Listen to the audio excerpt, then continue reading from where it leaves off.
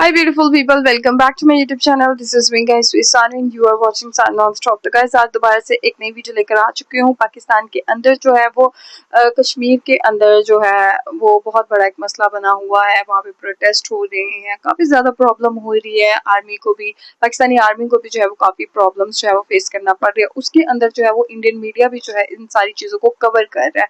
तो खैर फटाफट से आज की वीडियो देखते हैं। और इंडियन मीडिया से ही ये वीडियो है। POK India's the next big mission, New Delhi changing its border security doctrine. Okay, तो स्टडी IQ के चैनल की वीडियो बहुत अच्छी वीडियोस बनाते हैं, इन्फॉर्मेटिव वीडियोस होती हैं, तो सजेशन भी इनकी वीडियो की ज़्यादा आती है। तो फटाफट से वीडियो को स्टार्ट करते हैं। लाइक सब्सक्राइब एंड शेयर कर दीजिएगा। और बहुत ज़्यादा लोग वीडियो देखते हैं, लाइक नहीं करते यार। लाइक और सब्सक्राइब कर दें। तो let's start the video guys.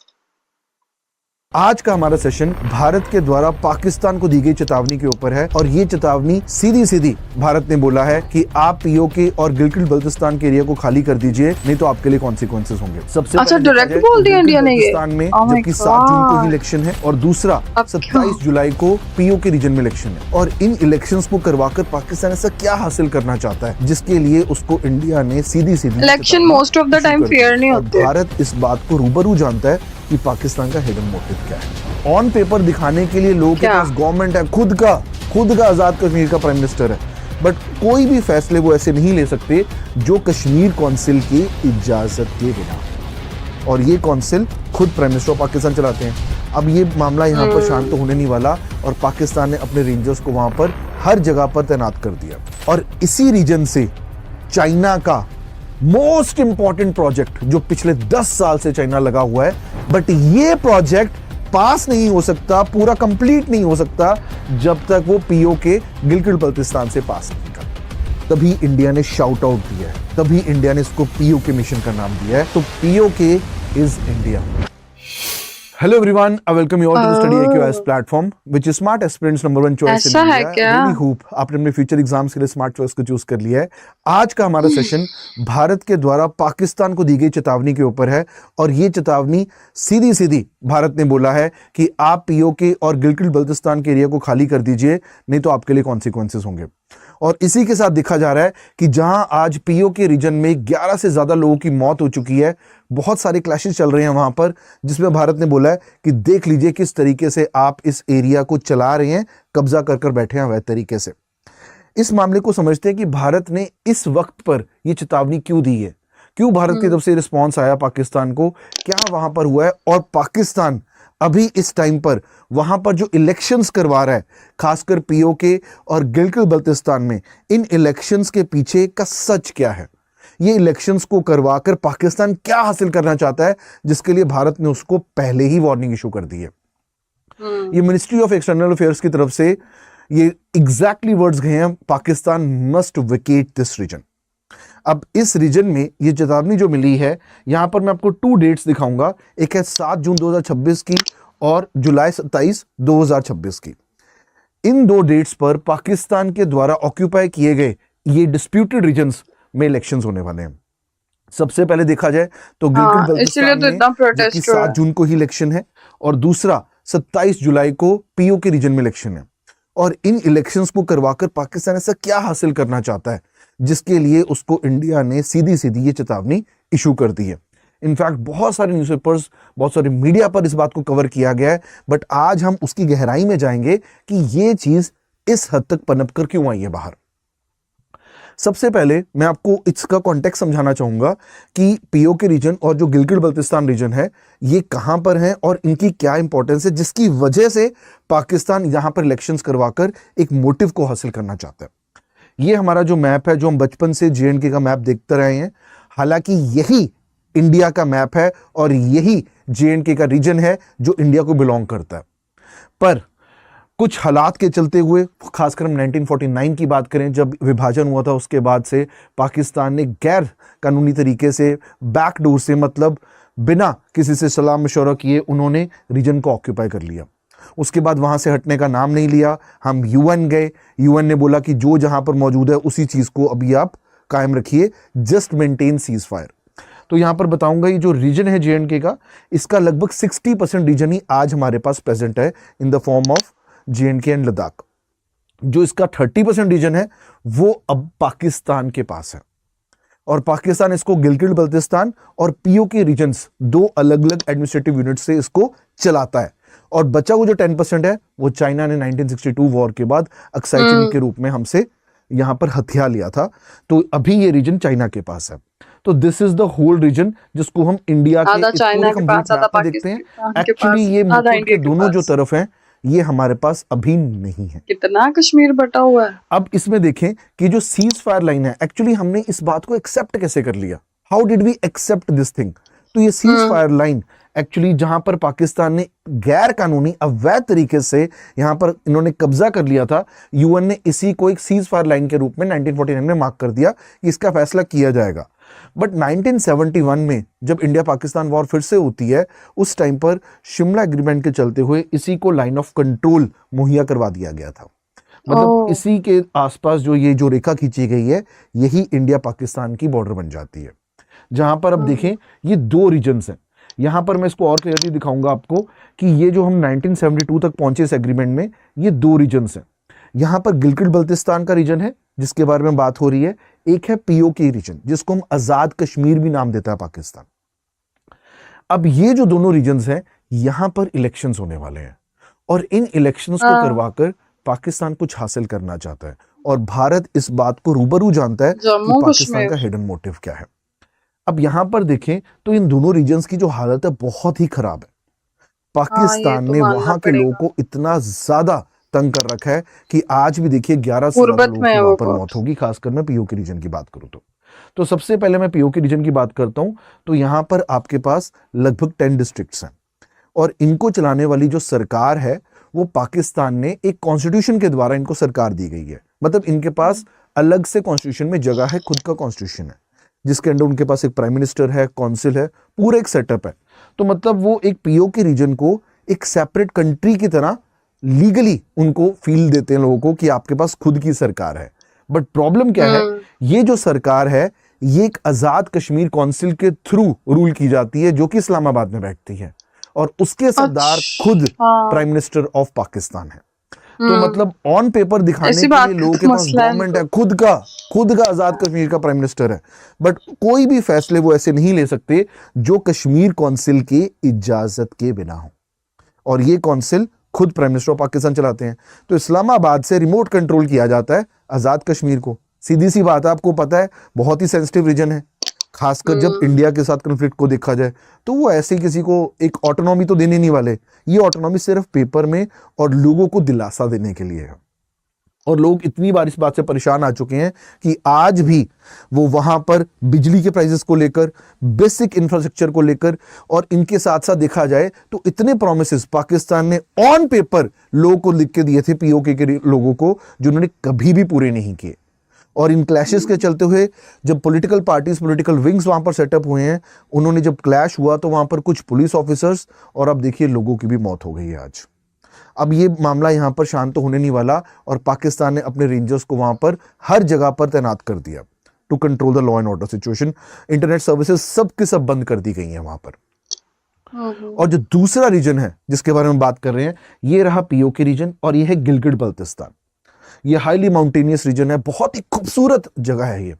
अब इसको भी पाकिस्तान एक अलग सेमी ऑटोनॉमस रीजन के रूप में चलाता है। पहले तो इसके लिए देखिए खुद इस्लामाबाद इसको डायरेक्टली रिमोट कंट्रोल करता था, जो इन्होंने ऑन पेपर एक फर्जी सरकार पीओके रीजन में दे रखी है, वैसी कुछ सरकार देना भी इन्होंने सही या मुनासिब नहीं समझा। तो 2009 तक इस रीजन को डायरेक्टली पाकिस्तान इस्लामाबाद में बैठकर कंट्रोल करता था। बट देखा लोगों को डेमोक्रेसी आ गई है, दुनिया में लोग एक दूसरे से राइट्स मांग रहे हैं, तो उन्होंने कहा ठीक है, इनको कुछ हद तक एक चीफ मिनिस्टर पोस्ट, एक लेजिस्लेटिव असेंबली करके डेमोक्रेटिक सेटअप दे देते हैं। बट वो डेमोक्रेटिक सेटअप भी इस्लामाबाद से ही कंट्रोल किया जाता है, again through a Gilgit Baltistan council in Islamabad. तो इस रीजन को 2009 में जाकर पहली बार यहां पर इलेक्शंस हुए थे, तो लोगों को लगा कि हमारी आवाज सुनी जाएगी, हमें कुछ मिलेगा खुद का। बट उसके ही कुछ 10 साल में इन्होंने थ्रू 2018 ऑर्डर इस सरकार का पूरा जो नक्शा चेंज कर दिया था, जहां पर लोगों को लगा कि हमें और ज्यादा पावर मिल गई है, हमारी असेंबली को और ज्यादा पावर मिल गई है। इन्होंने काउंसिल जो इस्लामाबाद में बैठती है गिलगिट बल्तिस्तान की, उसको खत्म कर दिया। बट हुआ क्या, इन्होंने वो सारी पावर उठा के डायरेक्टली पीएम पाकिस्तान को दे दी कि यहां की असेंबली कुछ भी करती है, कुछ भी करती है, पीएम उसको डायरेक्टली ओवररूल कर सकता है। तो बेसिकली सारी पावर तो इस्लामाबाद प्राइम मिनिस्टर पाकिस्तान के पास है। इस बात से लोग बहुत ही नाखुश हुए थे, उन्होंने इसका जमकर विरोध किया था, बट पाकिस्तान की सरकार की कान पे क्या जूं देखनी थी, कुछ नहीं हुआ इसका, और लोगों को दबा दिया गया था। तो ये हाल है इन दो रीजन्स का, जहां पर जून में और जुलाई में इलेक्शंस होने वाले हैं। यहां के जितने भी लोग हैं वो बढ़ते prices, oil prices, inflation, electricity prices, basic inflation तो पूरे पाकिस्तान में बहुत है। उनसे इतना टैक्स लिया जाता है गिलगित बल्तिस्तान से लोगों के लिए, वो कहते हैं कि हम टैक्स पे कर रहे हैं, हमें उतनी फैसिलिटीज तो दो। तो बेसिकली इस्लामाबाद लूट रहा है हमें बैठकर, और हम चुप नहीं बैठेंगे। और इस बात के लिए इंडिया ने भी बोला है कि यार तुम ये जो रीजन ऑक्यूपाई करके बैठे हो अवैध तरीके से, लोग परेशान है तुमसे, खाली करो इसको। बट अब ये इलेक्शंस करवाने का क्या मसला है? तो इन रीजन्स में इलेक्शन होते आए हैं, ऐसा नहीं है कि पहली बार इलेक्शन होने वाले हैं। आजाद कश्मीर में भी इलेक्शन होते आए हैं और गिलगित बल्तिस्तान में 2009 से इलेक्शन होते आए हैं। तो अब ये इलेक्शंस की नया सीजन, नया साइकिल है जो होने वाला है। और इंडिया ने जब जब इलेक्शंस हुए हैं उसका विरोध किया है, बट इस बार पानी सर से ऊपर निकल गया। आपको पता है दुनिया में हर जगह एनर्जी क्राइसिस, ऑयल क्राइसिस चल रहा है, तो ये जो रीजन्स हैं ये भी यहां के इस प्रभाव से बचे नहीं है। तो जितने भी दावे किए जाते हैं जी वहां पर फ्री स्पीच है, इलेक्टेड असेंबली है, वहां पर इलेक्टेड लीडर है, ये सब का सब फर्जीवाड़ा है। कुछ भी इसमें सच्चाई नहीं है, सबको दबा दिया जाता है। पाकिस्तान इस्लामाबाद में बैठकर जो किया जाता है, इनफैक्ट आपको एक बात बोलूं, गिलगित बल्तिस्तान के लोगों के पास सुप्रीम कोर्ट में अपील करने का भी अधिकार नहीं है। अगर उनके अधिकारों के साथ खिलवाड़ होता है वो डायरेक्टली सुप्रीम कोर्ट में नहीं जा सकते। अगर ऐसा होता ना ये मुझे तो आज अलग फर्स्ट बात टाइम होती। पता चला। बट पाकिस्तान ने क्या किया है, इसको फिफ्थ प्रोविंस का स्टेटस बेंगा पाकिस्तान मुझे पता ही उनको नहीं। पता है कि प्रोविंशियल स्टेटस मिल गया तो सुप्रीम कोर्ट में जाकर इनके पास राइट्स मिल जाएंगे। तो उन्होंने इस बात को भी बहुत केयरफुली प्ले कर रहे हैं कि फिफ्थ प्रोविंस का स्टेटस भी नहीं देंगे। तो एक सेमी प्रोविंशियल स्टेटस के रूप में इसको चलाया जा रहा है थ्रू ऑर्डर, और ऑर्डर को कभी भी पीएम पाकिस्तान इस्लामाबाद में बैठकर उसको चेंज कर सकते हैं, सिंपली एग्जीक्यूटिव ऑर्डर की तरह। अब ये देखिए, ये जो रीजन है पूरा, चाहे इसको पीओके और साथ में गिलगित बल्तिस्तान बोल दें, ये बहुत ही सेंसिटिव एरिया है। इसके साथ ना सिर्फ अफगानिस्तान का वखान कॉरिडोर लगता है, जबकि जिंजियांग जो प्रोविंस है चाइना का, बहुत ही सेंसिटिव रीजन है वो भी चाइना के लिए, वो भी है। और साथ ही साथ JNK है जो भारत का है, भारत की बॉर्डर भी लगती है, तो बहुत ही सेंसिटिव रीजन है। पाकिस्तान इसको बहुत ही माइन्यूटली इसको देखता है, बट सिर्फ ये रीजन नहीं है कि सभी कंट्रीज का बॉर्डर लगती है तो इस रीजन को देखा जाता है, इसके और भी रीजन इन्वॉल्व हैं यहाँ पर। अब देखिए, जितने भी रिजर्व्स हैं, चाहे वो गोल्ड डिपॉजिट्स हो, कोल रिजर्व्स हो, हाइड्रो पावर पोटेंशियल हो, जितने भी मिनरल डिपॉजिट्स हैं गिलगित बल्तिस्तान से निकाले जाते हैं। और वहां के लोगों की इजाजत के बिना, वहां के लोगों की जो सरकार है वो इसके लिए कुछ भी नहीं कर सकती, क्योंकि जो सेंटर में जो वहां पर इस्लामाबाद में बैठे हैं वो इसके लिए डायरेक्टली ऑर्डर देते हैं, कुछ नहीं कर सकते। यहां से डायरेक्टली लोगों को लूटा जा रहा है। आप अगर देखें तो वाटर टावर, जो एशिया का वाटर टावर है, हिमालयाज जो हिमालयन रीजन है, वहां पर गिलगित बल्तिस्तान पाया जाता है। तो इधर इतने सारे हाइड्रो इलेक्ट्रिक प्रोजेक्ट्स हैं जिससे जो एनर्जी है वो किस तरफ जाएगी, क्या गिलगित बल्तिस्तान के लोगों को इलेक्ट्रिसिटी मिलनी चाहिए या पाकिस्तान की तरफ जानी चाहिए, इसका डिसीजन वहां के लोग नहीं लेते, खुद पाकिस्तान की सरकार लेती है। और इसी रीजन से चाइना का मोस्ट इंपॉर्टेंट प्रोजेक्ट जो पिछले 10 साल से चाइना लगा हुआ है, बेल्ट एंड रोड इनिशिएटिव, जहां से चाइना पूरी दुनिया को कनेक्ट कर रहा है, चाइना से, खासकर चाइना से यूरोप और फर्दर अमेरिका की तरफ। और उसका सबसे इंपॉर्टेंट भाग जो है वो है चाइना पाकिस्तान इकोनॉमिक कॉरिडोर। वो जिंजियांग प्रोविंस से लेकर डायरेक्टली अरेबियन सी तक आता है। बट ये प्रोजेक्ट पास नहीं हो सकता, पूरा कंप्लीट नहीं हो सकता, जब तक वो पीओके गिलगित बल्तिस्तान से पास नहीं करता। तो गिलगित बल्तिस्तान से ये सारे रिजर्व्स लूटे जा रहे हैं, सारे मिनरल डिपॉजिट लूटे जा रहे हैं, वहां पर इंफ्रास्ट्रक्चर लगाया जा रहा है जिसका फायदा वहां के लोगों को नहीं, चाइना और पाकिस्तान की सेंटर में बैठी सरकार को पहुंचता है। और ये प्रोजेक्ट पूरा नहीं हो सकता विदाउट दिस। अब ये प्रोजेक्ट चल रहा है, वहां पर लोग प्रोटेस्ट कर रहे हैं, तो क्या करना है, लोगों के इलेक्शंस करवाते हैं, उनको बोलते हैं भाई तुम्हारे चुने हुए लोग हैं, तुम्हारी चुनी हुई सरकार है, और उस सरकार को कठपुतली बनाकर सारे के सारे प्रोजेक्ट्स के लिए अप्रूवल ले लेते हैं। ताकि नहीं, जितने फेयर protest हो इलेक्शन रहे होने हैं चाहिए। सीधा बोलेंगे भाई तुम्हारे लोग जो चुने हुए लोग हैं, जो जिसको तुमने खुद से आकर वोट देकर इलेक्ट किया है, उसी ने तो साइन किया है। प्रॉब्लम क्या है? तो सारा सेटअप पहले से सेट है, बस एक्टर्स को लेकर आना है, उसमें डालना है, और एक्टर्स की एक्टिंग भी सेट हो रखी है कि तुम्हें क्या एक्टिंग करनी है वहां जाकर। अब ये देखिए, चाइना पाकिस्तान का जो इकोनॉमिक कॉरिडोर है, ये जिंजियांग से होता हुआ, जिंजियांग प्रोविंस से होता हुआ डायरेक्टली अरेबियन सी में जा रहा है, जो कि ग्वाडर पोर्ट के थ्रू सी को टच करेगा। पाकिस्तान के थ्रू तो रन करता ही करता है, जहां पर बलूचिस्तान की अलग कहानी है, बलूचिस्तान को अलग खराब कर रहे हैं लोग। That's one of the tribal dominated regions and most neglected region of Pakistan, जो उसका एक प्रोविंस है, उसको तंग कर रहे हैं। बट ये गिलगित बल्तिस्तान से पास करता है। वहां पर इलेक्शंस करवाने जरूरी हैं, क्योंकि अब इसका नेक्स्ट फेज चालू होगा। इसका फेज 1 जो है वो चल रहा है, अब नेक्स्ट फेज चालू होने वाला है, क्योंकि ये एक बहुत भारी इन्वेस्टमेंट है चाइना के थ्रू। लगभग ये इन्वेस्टमेंट अब $70 बिलियन तक पहुंचने वाली है, जिसको लेकर पाकिस्तान और चाइना दोनों को पता है कि किस लेवल की वो इनपुट दे चुके हैं। अब वो आउटपुट पे कॉम्प्रोमाइज नहीं कर सकते। उनको वहां के लोगों से फर्क नहीं पड़ता, वो जिए वो मरे, वो जहां मर्जी जाएं, उनको वो जगह चाहिए। उस जगह के बिना वो कॉम्प्रोमाइज नहीं करेंगे। और अभी नहीं है कि इंडिया ने अभी प्रोटेस्ट किया है। इंडिया 2015 में, 2019, 20 में हर वक्त प्रोटेस्ट करता आया है। इंडिया कहता आया है कि चाइना तुम जो भी कर रहे हो सीपैक कॉरिडोर के through, we do not approve of it, please इसको बंद कर दो। बट चाइना ने वो कौन सा बंद सुनी कर है किसी की? वो इंटरनेशनल बॉडीज की नहीं सुनता, यूएस की नहीं सुनता, इंडिया की कहां सुनेगा वो? तो कभी नहीं सुना गया चाइना के थ्रू। अब आपको एक बात बताऊं, जो हम बेल्ट एंड रोड इनिशिएटिव की बात कर रहे थे, वो क्या है? वो चाइना को पूरा का पूरा यूरोप से कनेक्ट कर रहा है। ना सिर्फ लैंड के थ्रू, ये पूरा लैंड रूट है, वो सी के थ्रू भी कनेक्ट कर रहा है। जहां पर देखिए, ये जितने भी दोस्त हैं चाइना के, सबके सब दिखेंगे आपको। अब इन दोनों को अगर जोड़ना है एक दूसरे के साथ, अगर इन दोनों को जोड़ना है, तो हमें यहां से ग्वाडर के थ्रू निकलते हुए इसको जोड़ना पड़े। इन दोनों रूट्स को, चाइना के दोनों बड़े इनिशिएटिव्स को जोड़ना एक दूसरे से, तो this is the best and the heart highway of this project. और इसके लिए अगर पीओके के गिलगित बल्तिस्तान के लोग बीच में आ रहे हैं, स्मार्टली हटाते हैं उनको। Let's remove them very smartly.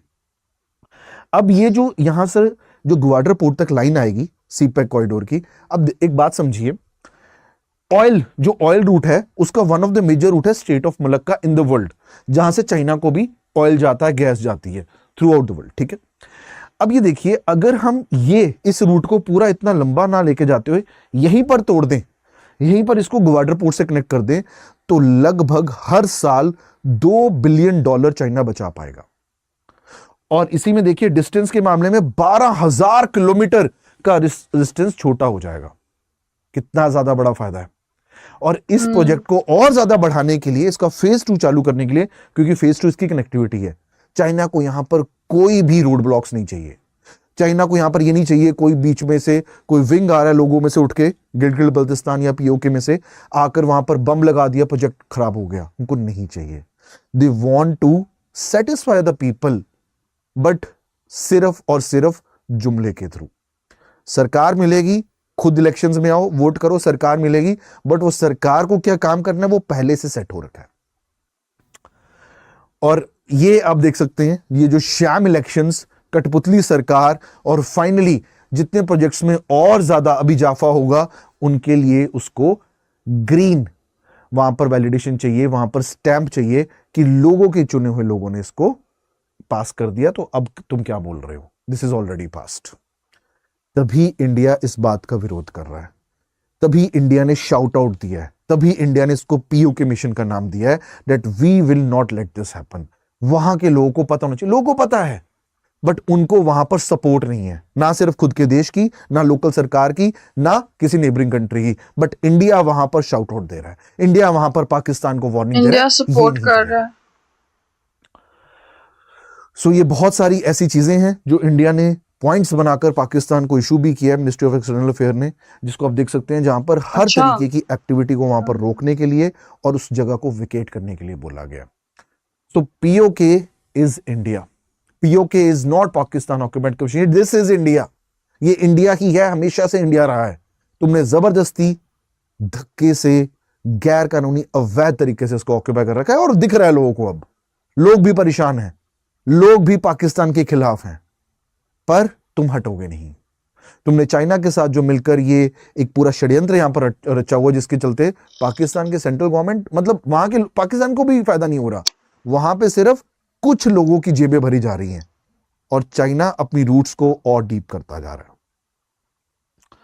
So this is why you must be knowing what is ours, what is the exact map of India, and that is why I always say that कहीं पर भी जब India के interest की बात आती है, हमारे भारत के इंटरेस्ट की बात आती है, we should be very vocal and must be knowledgeable about it. और अगर आपको ऐसी नॉलेज, ऐसे ओके गाइस, ये थी सारी वीडियो, और इंडिया ने जो है वो अपना एक पूरा प्लान, जिसे कहते हैं ना, बना लिया है कि मतलब कश्मीर लेके ही छोड़ेंगे, और हर चीज़ को जो बड़ा सिस्टमेटिकली वो ये चीज़ें जो है वो कर रहे हैं, इसके लिए जो है वो आवाज़ भी उठा रहे हैं। लेकिन मैं अपनी गवर्नमेंट को भी ये बोलूँगी कि आप फेयर किस्म के जो है वो वहाँ पे कश्मीर के अंदर इलेक्शन होनी चाहिए, और दोबारा से वही चीज़ के लोगों को उनके राइट्स मिलने चाहिए, और तभी जो है लोग जो है वो हमारे हक में, जो है हमारी गवर्नमेंट के हक में जो है वहाँ के लोग बात करेंगे। जब उनको राइट्स ही नहीं मिलते तो वो ऑब्वियसली जहाँ पे उनको अच्छी फैसिलिटीज मिलेंगी तो वो वहाँ पे शिफ्ट होना चाहेंगे कि भाई वहाँ पे फैसिलिटी है तो वहाँ पे शिफ्ट होते हैं।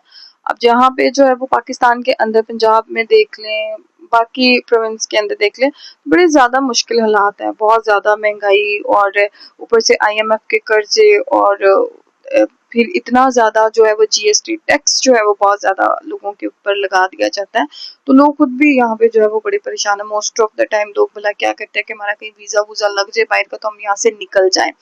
अब क्या है कि BLA आर्मी भी बड़ी ज़्यादा एक्टिव हो चुकी है इस चीज़ में, पाक आर्मी को बहुत ज़्यादा तंग किया जा रहा है।